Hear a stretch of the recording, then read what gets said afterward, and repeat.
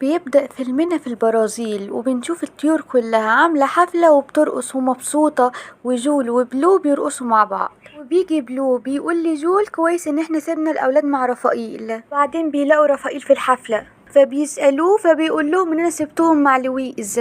وبيلاقوا برضو لويس في الحفلة وبيسألوه فبيقول لهم ان انا سبتهم مع تاني.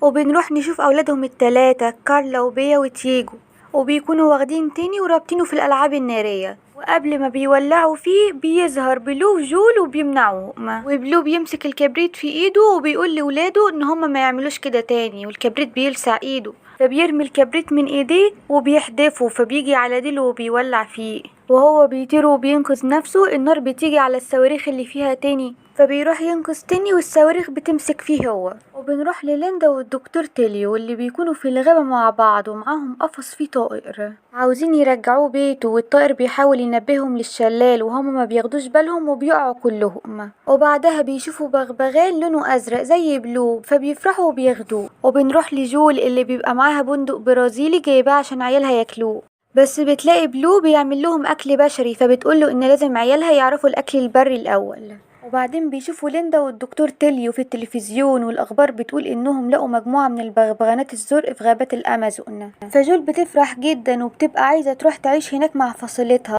بس بلو بيبقى متردد وبعدين بيوافق. وبعدين بيروح بلو يقول لاصحابه ان هم خلاص قرروا يعيشوا في غابات الامازون، واصحابه بيخوفوه منها ومن العيشة هناك. وبيجي رفائيل بيطمنه وبيقوله انهم مبالغين زيادة عن اللزوم وانه ما ينفعش يسيب جول لوحدها. وبلو بيودعهم وبيطير، وبيجهز بلو جول وعيلتهم للسفر، وبيتفاجئوا ان اصحابهم قرروا ان هم هيروحوا معاهم، وبيسافروا كلهم في رحلة طويلة وبيركبوا على النعام وبيلعبوا مع الفراشات.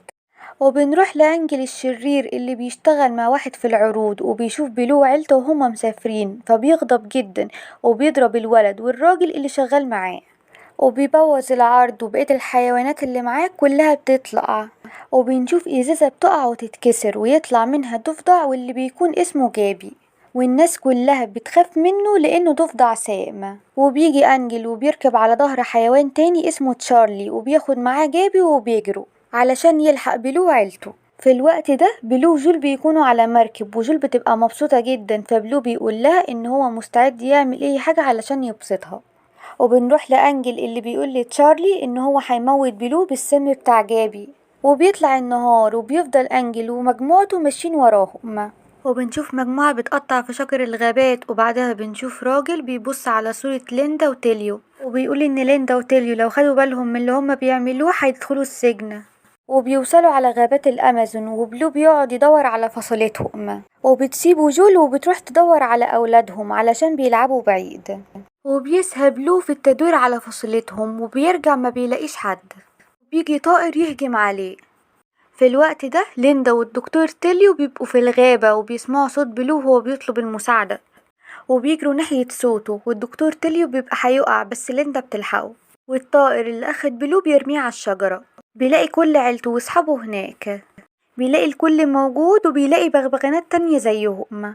وبيجي طائر بيزعق لبلو فجول بيزعقله واللي بيكون اسمه ادوارد، وبيطلع في الاخر ابو جول. وهي صغيرة كانت تايهة منه في الحريق فبتحضنه وبتقوله ان بلو خلى باله منها، فبيحضن بلو وبيشكره. وجول بتعرف باباها على اولادها وبتقول ان هو بقى جد، وابوها بيعرفها على المكان وبيقول لها ان المكان ده بعيد عن البشر. وجول بتشوف عمتها ميمي وبتشوف صديق طفولتها روبرت وبتعرفهم على بلو، واصحابها وعيلتها بيحتفلوا بيها علشان رجعت. وبنروح لبلو اللي بيقول لجول انهم لازم يلاقوا مكان علشان يباتوا فيه، فصديقها روبرت بيقول لهم ان هم هيباتوا في العش بتاعه. وبيجي الليل وجول بتقول لبلو انها مبسوطة انها لقت عيلتها تاني. وبنروح لليندا وتيليو اللي بيكونوا نايمين في خيمة، وبتقوم ليندا مفزوعة بتشوف خيال انسان وبتفتح الخيمة بتلاقي قرد مش انسان. وبيصحى بلو من النوم وبيستخدم فرشة السنان، وادوارد بيشوفه وبيقوله ما ينفعش تستخدم حاجة البشر. وبتيجي جول فابوها بيقول لها ان هو هياخد بلو يعرفه على اللي في المكان. واولاد جول بيبقوا عاملين حفلة وفي طيور كتير جايين عشان تجارب الاداء، وهم قاعدين بيتفرجوا ويشوفوا مين اللي انسب فيهم. وبنروح لإدوارد أبو جول بيعلم بلو ازاي يتعامل في الغابة وازاي يتعايش فيها، فبينزلوا في الطين وبيعرفوا ازاي يخبي نفسه بيه، وانه ينط على التماسيح ويربطه في غصن شجرة ويقول له اقطعه بمنقارك، وبيوريه اشجار البندق البرازيلي وبيقوله ان ده اكلهم وانهم لازم يحموه. وبعدين بيجيلهم بغبغان احمر اسمه فيليب وبيقوله ان دي منطقتهم. فبلو بيعرف ان كل مجموعة لهم منطقة، وبيشوفوا تحت بشر. فإدوارد بيتضايق، فبلو بيقوله يخلوا ليندا تساعدهم. فإدوارد بيقوله انهم لازم يكونوا بعاد عن البشر. وبنروح لليندا وتيليو واللي بيكونوا هناك في الغابة وبيدوروا على عش الطيور، وبيشوفوا هناك راجل بيقطع في الأشجار. فليندا بتتخانق معاه بس تيليو بيهديها، وإدوارد بيقول لحفيده ان هما النهاردة شافوا بشر فيخلوا بالهم. وبيروح أنجل الشرير لتجارب الأداء وبينجح ومحدش بيعرفه، وكل الطيور بتنبسط بأدائه. وهو مقرر انه يقتل بلو في يوم الحفلة. وبيروح بلو لجول وبيقول لها ان هو عرف مكان ليندا بس ما ينفعش يجيبوها عندهم علشان باباها. وإدوارد بيقول لروبرت صاحب جول ان هو يراقب بلو علشان هو بيحب البشر ومش واثق فيه. وبيحلم بلو وهو نايم ان هو جاب بندق برازيلي لجول وهي كانت مبسوطة، فبيقرر ان هو يروح يجيب لها. وهو بياخد البندقية فيليب بيشوفه وبيقوله يسيبها علشان دي منطقتهم. ولما ادوارد بيعرف اللي حصل بيتخانق مع بلو وبيقول لروبرت يجهز حفرة الموت لفيليب. وبنروح لليندا اللي بتجري وبتحاول تهرب من الرجالة اللي موجودة في الغابة، بس العصابة بتلاقيها هي وتيليو وبيربطوهم في شجرة. وبعد كده مجموعة ادوارد بتروح لمجموعة فيليب وبيتفقوا ان هما يلعبوا مع بعض كورة، واللي هيكسب هياخد البندق البرازيلي كله ليه. وبلو بيبقى عايز يلعب بس ادوارد مش بيوافق وبيخليه ان هو يوزع مية، بس في حد بيتصاب في فريق ادوارد وبيضطر ان هو ينزل بلو. بس بيجي بلو في اخر المباراة بيدخل جون في فريقه وبيخسروا الماتش، وادوارد بيلومه. وجول بتروح له فهو بيقول لها ان هو مش مبسوط هنا وان هو عايز يرجع بيته تاني.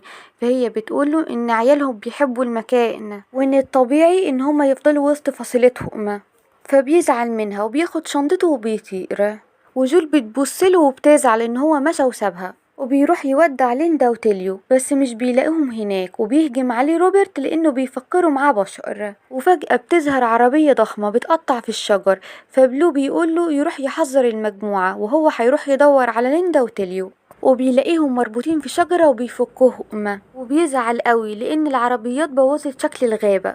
وإدوارد لما بيعرف بيبقى خايف وعايز يسيب الغابة، بس بيجي بلو بيقوله ان ده وطنهم ومينفعش يبعدوا عنه. وبيروح ليندا وتيليو علشان يوقفوا الناس، وبيتفاجئوا ان البغبغانات الزرق كلهم متجمعين على الشجر وناويين يهجموا على الناس. وفي الوقت ده بيجي انجل الشرير وبيحاول ان هو يموت بلو بس مش بيعرف. ومجموعة فيليب بتساعد بلو اللي معاه، وبتنجح خطة بلو والناس بتهرب، بس بيسمعوا صوت انفجار وشجرة بتقع. وبيجي الزعيم بيحط على الشجر قنابل عشان تنفجر، بس بيجي بلو بيقطع الحبل بتاع القنابل وبيطير بيها وبيلاقي حد ماسك فيه والقنابل بتقع منه بتنفجر في الهواء، وبيطلع انه انجل وبيتعلقوا الاتنين في الشجرة. وبتيجي الضفدعة باجي بتحاول تسمم بلو بس السم بيجي على صاحبها انجل، فباجي بتفكر ان انجل مات فبتحاول تموت نفسها. وفجأة بيصحوا الاتنين لانها طلعت ضفدعة مش سامة، وبتفرح باجي ان انجل لسه عايش وما ماتش. في النهاية بتحاول ليندا وتيليو ياخدوا البغبغانات كلها لمحمية طبيعية وبيعيشوا كلهم مبسوطين. لو عجبك الفيديو اعمل لايك واشترك في القناة عشان يوصلك كل الملخصات الجاية.